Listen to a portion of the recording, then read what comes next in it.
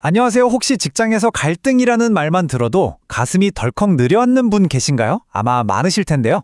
오늘 이 골치 아픈 갈등을 오히려 나를 한 단계 성장시키는 엄청난 기회로 만드는 법, 그 구체적인 방법을 한번 파헤쳐 보겠습니다. 바로 시작할게요.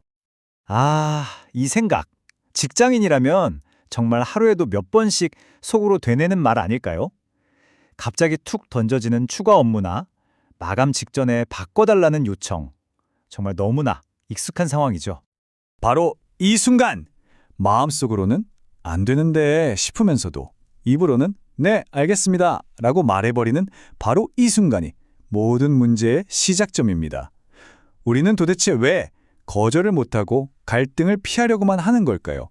오늘 우리가 풀어볼 핵심 질문이 바로 이겁니다. 자, 첫 번째 파트에서는요. 우리가 왜 이렇게 갈등을 피하는지 그 뿌리 깊은 원인부터 한번 진단해 보겠습니다. 우리가 진짜 무서워하는 게 과연 갈등 그 자체일까요? 아니면 그 뒤에 숨어 있는 다른 뭔가가 있는 걸까요?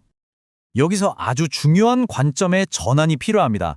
갈등 자체는요, 조직 생활에서 그냥 감기처럼 자연스러운 거예요. 오히려 건강하다는 신호일 수도 있죠. 생각에 다른 사람들이 모였는데 어떻게 충돌이 없겠어요? 진짜 위험한 건 그 문제를 애써 외면하고 덮어두려는 회피라는 태도입니다. 갈등을 피하는 행동, 그 중심에는 바로 거절에 대한 공포가 자리 잡고 있죠. 아니 근데 왜 우리는 아니요 라는 이 세 글자를 말하는 걸 그렇게 힘들어할까요? 그리고 왜 어설픈 거절이 오히려 상황을 더 나쁘게 만들기도 하는 걸까요? 그 뒤에 숨겨진 심리를 한번 들여다보겠습니다. 바로 심리적 반발 이론 때문입니다. 생각해보세요. 누군가 나한테 딱 잘라서 안 돼요 라고 말하면 순간적으로 하면서 뭔가 내 자유가 침해당한 느낌이 들잖아요. 바로 그 순간 방어 기제가 확 켜지는 거예요. 그러니 대화는 막히고 감정만 상하게 되는 거죠. 이게 참 재밌는 심리예요, 그렇죠? 이 표가 그 차이를 정말 명확하게 보여주네요.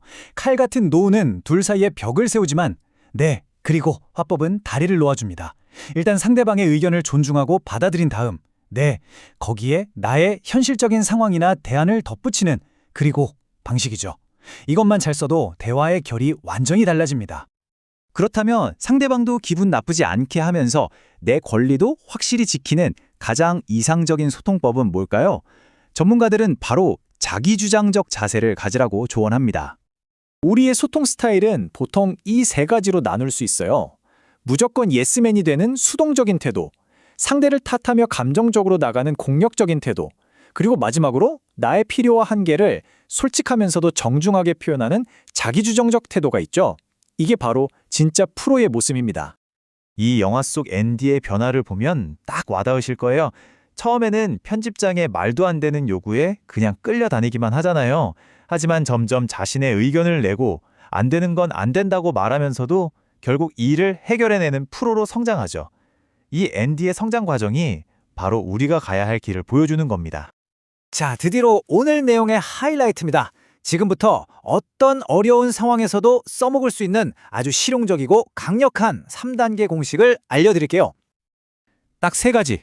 공감, 대안, 기대 관리. 이 순서만 기억하시면 됩니다. 이 3단계만 제대로 밟으면 여러분은 웬만한 갈등 상황을 오히려 기회로 만들 수 있을 겁니다. 이 3단계 공식이 대단한 게 뭐냐면요.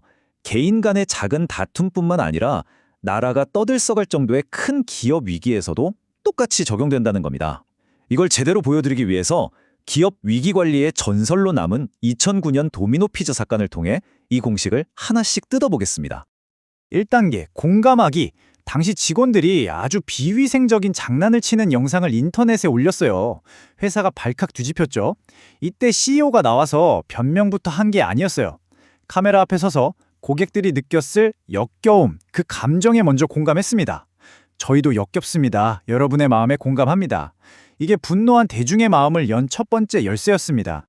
자, 일단 감정의 불을 껐다면 이제 이성적으로 문제를 해결해야죠. 여기서 제일 중요한 포인트가 뭐냐면요. 안 되는 거에 매달리는 게 아니라 내가 지금 할 수 있는 거에 집중하는 거예요. 상대방이 원하는 걸 100% 다 해줄 순 없어도 내가 현실적으로 제시할 수 있는 가장 좋은 카드, 즉 최선의 대안이 뭘까? 이걸 고민하는 거죠. 협상 용어로는 이걸 베트나아라고 부르는데 이게 바로 위기 상황에서 우리가 줄 수 있는 가장 강력한 무기입니다. 도미노가 보여준 대안은 정말 구체적이고 빨랐습니다.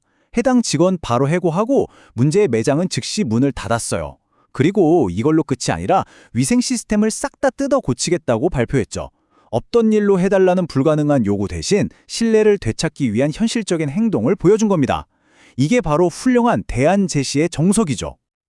그리고 마지막 3단계, 기대 관리입니다. 위기 상황에서 가장 위험한 행동 중 하나가 바로 지키지도 못할 약속을 남발하는 거예요. 당장 상황만 넘기려고 뜬구름 접는 소리를 했다간 나중에 더 큰 불신을 사게 됩니다. 바로 이 예시가 핵심입니다.